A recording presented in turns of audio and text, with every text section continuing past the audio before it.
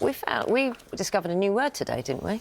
Oh, yes. I was sorry, Quishing. I forgot. Quishing. Yeah, didn't know that. Never heard of it. Peter's going to explain. It's all to do with QR codes. And obviously, morning, Peter. Good morning. On the themes of phishing, PH. You've ruined my reveal. Oh, I'm so sorry. This is what happens when I don't read the auto cue. Well, it's Apologies. fine. I suspect you'll explain it in more detail. I'll have a good go. OK. Yes, a new word for everyone, quishing. We are talking about a big rise in scams targeting people scanning QR codes. And as I say, it has a name, quishing. I'm not entirely sure how we feel about that. It's short, as Naga suggests, for QR code phishing. So, cyber criminals use the QR codes to redirect victims from the website they were trying to access to one which can take their money or personal information.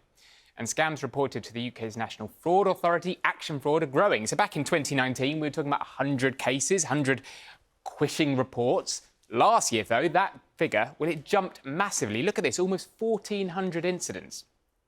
And in total, there have been almost 3,000 reports of QR code scams over the last 5 years. So how and where is this happening? Well, car parks are the most common place. Lots nowadays have a QR code like this one to pay. The trouble is, criminals stick fake ones on top of the real ones. Really hard to tell the difference. And that's exactly what happened to Mike. He was tricked when parking his motorhome on holiday in Skegness.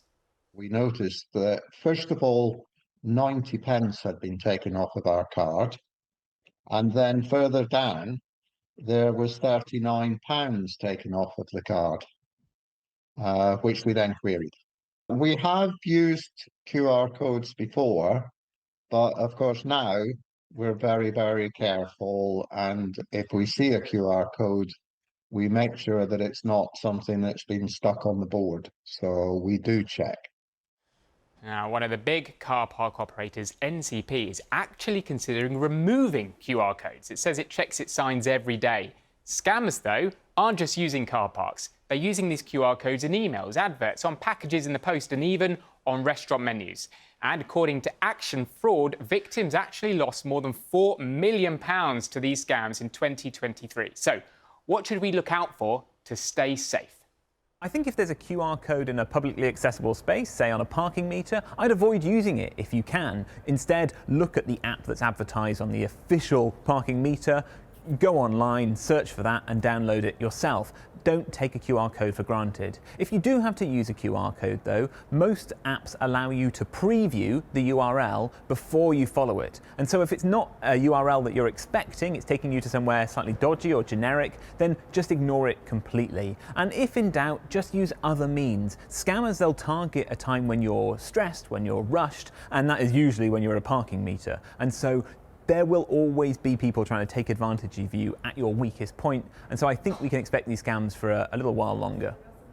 Some top tips there. As ever, make sure you are really checking the website you're going to. Another idea, just check if you can look like the QR code is stuck on, it's probably not right. But Naga, Charlie, the fear is those numbers I was talking about, they could well just be the tip of the iceberg with this particular scam. New technology, and there's always a scammer who's just as smart as the technology to scam us. So we've got to be careful. Yeah. Thanks very much, Peter.